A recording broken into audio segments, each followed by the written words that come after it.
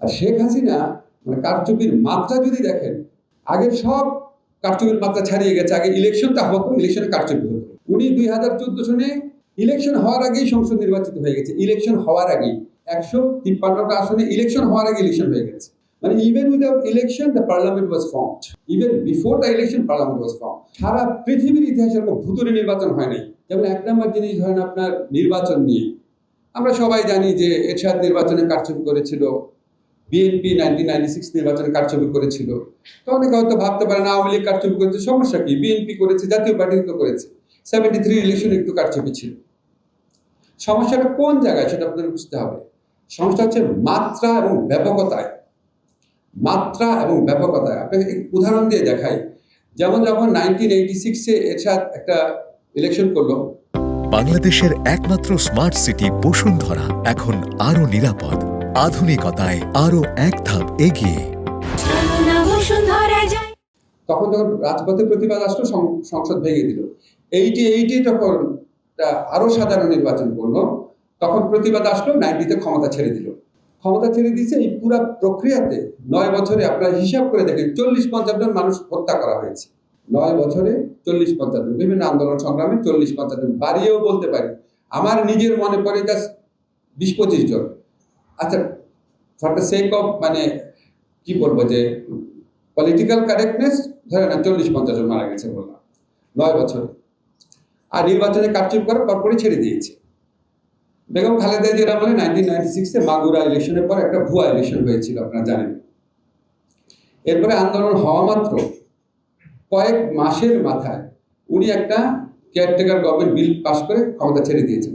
10-12 জন মারা যায়নি পুরো আন্দোলনে। অর্থাৎ ওনারা রাস্তার ভাষাটা পড়তে পারতেন, রেসপেক্ট ছিল মানুষের প্রতি। হয়তো অন্যায় করার চেষ্টা করেছেন, এরশাদ হোক, শেখ হাসিনা, খালেদা জিয়া হোক, যেই মানুষের পালস দেখেছেন সাথে সাথে ক্ষমতা ছেড়ে দিয়েছেন। সাথে সাথে কেউ সময় লেগেছে 2 বছর, বেগম জিয়ার সময় লেগেছে 2 মাস। আর শেখ হাসিনা মানে কারচুপির মাত্রা যদি দেখেন, আগের সব কারচুপির মাত্রা ছাড়িয়ে গেছে। আগে ইলেকশনটা হতো, ইলেকশনে কারচুপি হতো। উনি 2014 সনে ইলেকশন হওয়ার আগেই সংসদ নির্বাচিত হয়ে গেছে। ইলেকশন হওয়ার আগেই 153টা আসনে ইলেকশন হওয়ার আগে ইলেকশন হয়ে গেছে।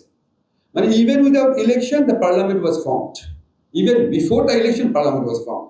সারা পৃথিবীর ইতিহাসে এরকম ভুতুরে নির্বাচন হয় নাই।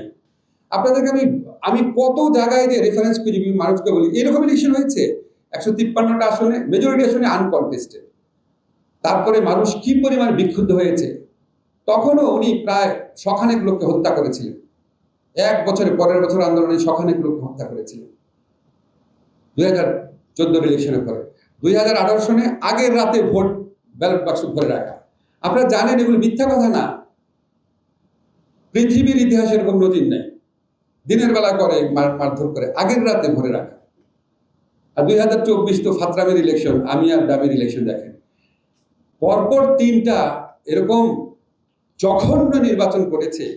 এই ইতিহাস এই উপমহাদেশে কারো আছে? এশিয়াতে হয়তো নর্থ কোরিয়া 2-একটা কান্ট্রি পাবেন। এই উপমহাদেশে কারো আছে? কোনো সামরিক শাসকেরও আছে?